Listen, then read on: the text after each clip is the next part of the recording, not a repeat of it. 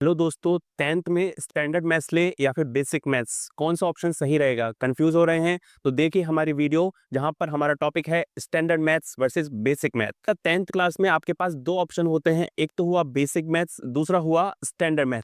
तो सबसे पहले हमको ये डिफरेंस समझना पड़ेगा कि जो बुक होती है, बुक दोनों बच्चों के लिए सेम होती है। ऐसा नहीं है कि स्टैंडर्ड मैथ्स वालों को अलग टीचर पढ़ाएगा, बेसिक मैथ्स वालों को अलग टीचर पढ़ाएगा। स्टैंडर्ड मैथ्स और बेसिक मैथ्स वाले बच्चे एक ही क्लास में बैठकर तैयारी करेंगे। तो सबसे पहले हम करते हैं बात बेसिक मैथ्स की। बेसिक मैथ्स में क्या होता है? सबसे पहला पॉइंट, कॉम्प्लेक्स कंसेप्ट नहीं होते। जो कंसेप्ट होते हैं वो बहुत इजी होते हैं, अच्छे से समझ में आ जाता है।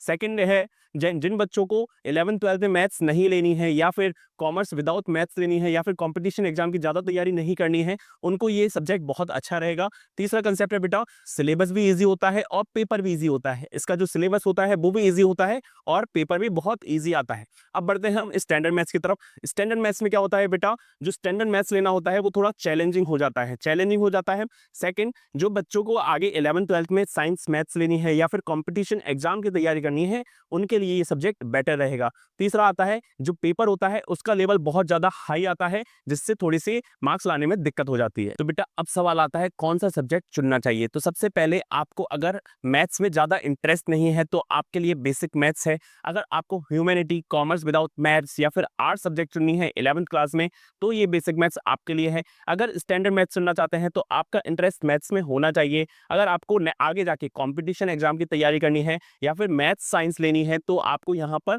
स्टैंडर्ड मैथ्स चुननी चाहिए। अगर आपको कॉमर्स लेनी है, उसमें मैथ्स सब्जेक्ट लेनी है, तो भी आपको स्टैंडर्ड मैथ्स लेनी चाहिए। तो अब बढ़ते हैं आने वाले कुछ सवालों की। जो बच्चों के मन में सवाल होते हैं उनका हम बारी बारी से जवाब देते हैं। पहला सवाल आता है बेटा कि अगर मैंने स्टैंडर्ड मैथ्स नहीं ली है, मतलब मैंने बेसिक मैथ्स ली है, तो मैं क्या 11th 12th में मैथ्स ले सकता हूँ?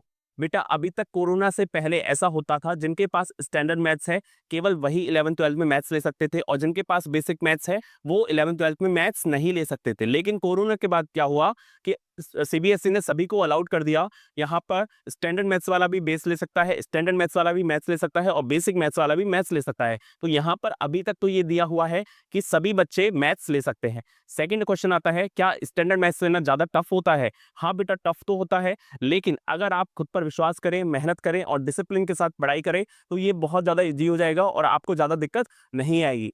थर्ड क्वेश्चन आता है बेटा, क्या मैं बेसिक मैथ्स लेकर स्टैंडर्ड मैथ्स में स्विच कर सकता हूं? तो इसका जवाब है बेटा नहीं, आप इस बेसिक मैथ्स से स्टैंडर्ड मैथ्स में स्विच नहीं कर सकते, क्योंकि यहाँ पर फॉर्म फिल हो जाते हैं। जो बोर्ड का फॉर्म होता है उसमें वो पूछता है कि आपको स्टैंडर्ड मैथ्स लेनी है या फिर बेसिक मैथ्स लेनी है।